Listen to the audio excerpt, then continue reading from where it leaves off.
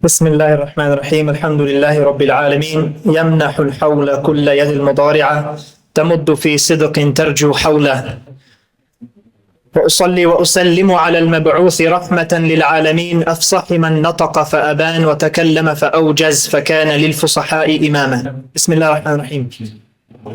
This Arabic introduction, I just want to pause and take us back a little bit. I had the pleasure of studying a language abroad. I had the pleasure not long into my university experience of studying Arabic in Saudi Arabia. And one of my best teachers in this time was an Egyptian teacher. Egyptians are known for their love of the Arabic language and the power with which they teach it. Their love of the Quran, and some of the best reciters in the world are Egyptian reciters, subhanAllah. And this is the teacher that stood out for me. And he used to start every single lesson with this dua that I just read. It was a much longer one, but I extracted from it the words that were relevant for today's session.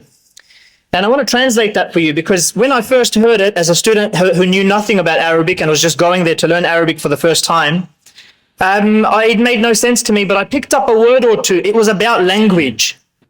And for me, it sparked an interest that is there something within our religion, is there something within Islam itself that pushes us to strive for a better understanding of language, to empower ourselves and each other with language? And I want to read the translation of this dua to you, because this scholar, when he was teaching us, he would say, I am starting my Arabic lessons with this dua, and my teacher used to start his Arabic lessons with the same dua, and his teacher, and his teacher, and it goes back centuries.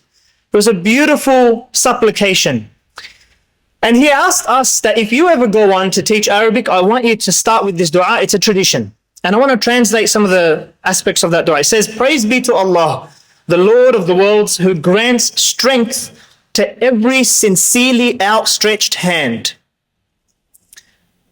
who seeks his support. And listen to this part. It says, and I send blessings and peace upon the one sent as a mercy to the worlds, the most eloquent in speech, whose words clarified and whose brevity conveyed, making him the leader of the eloquent. And this was the reality of the Prophet ﷺ. He was the leader of the eloquent. They said about him that the best of speech is the one ma qalla wa dal. The best of speech is that which is brief and to the point, just indicative. You don't stand up and make long, you don't waffle in Islam. We come up, we value each other's time, and we come and we make the point and we move on. And subhanAllah, there's a power to that. And so I wanted to start with that, but also with just a quick survey of what does Islam tell us about the power of language. If we look at the ayah of the first surah that was revealed, it just blows your mind that sometimes you have to be reminded and go back to it. The first revelation that came in Islam, بعد أعوذ بالله من الشيطان الرجيم بسم الله الرحمن الرحيم اقرأ باسم ربك الذي خلق خلق الإنسان من علق اقرأ وربك الأكرم. And then what does the next verse say? الذي علم بالقلم. It returns the power to Allah subhanahu wa ta'ala, and it thanks him and it recognizes and acknowledges him as the one who taught us. I usually have a pen in my pocket, would have been a nice prop to use.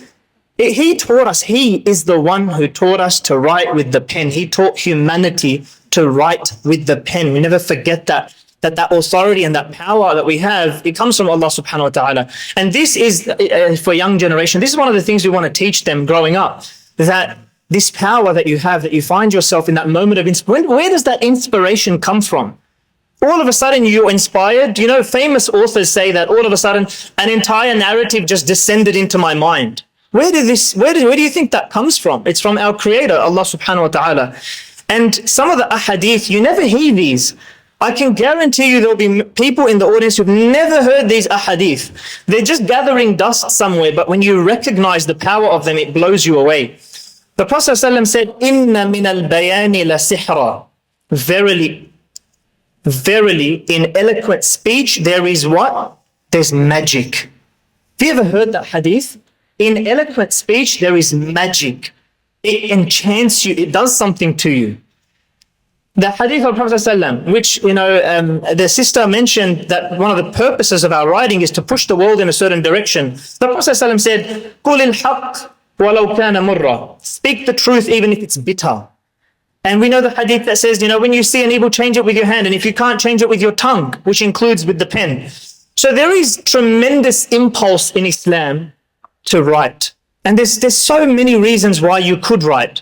And if I move away from the religion for a minute, if we look at one of my favorite authors in the English language is George Orwell.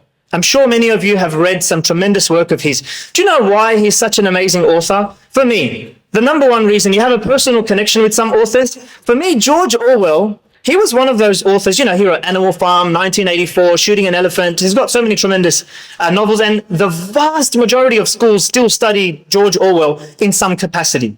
Every school, you jump onto the English Teachers Association Facebook page and it's got George Orwell's literature, and everyone's recommending, introduce him earlier, chuck him into year 8, and he's talking about political revolution, like teach him in year 8, teach him in year 9 and 10. George Orwell is a person who, he was the figurehead of the British Empire at a time where Britain was a colonial power, conquering the world. He was supposed to be the poster boy of British colonialism because he was a member of the British Imperial Force. And yet, somewhere within him, he had a heart that kept beating, and he had to question it. Not only did he offer a scathing critique of the British Empire, but he also spoke about, we study it in this school, Animal Farm. What's Animal Farm about? It's a critique of the Soviet Union. The two big empires of his time, he said, there's something wrong here. And there's something, it's not just about that, but George Orwell, he has this beautiful essay called Why I Write. Because at some point as writers, you have to fall back onto something. Why are we writing in the first place? And he says there's 3 main reasons why people write. One is for historical impulse. It's your desire to learn the truth. Second is because of aesthetic enthusiasm, like you just have, and subhanAllah, and there's so many examples of it in this book, of just a beautiful turn of phrases. Let me read something completely random from the book. It says, the man stared at me for what seemed like years. The man stared at me for what seemed like years. I just picked a random page, and it's beautiful. It's aesthetic enthusiasm. People know how to turn a phrase well, and they've captured it in their writing, and they're moving hearts with it. And the last reason is political purpose, which is that you want to push the direction, you want to push the world in a particular direction.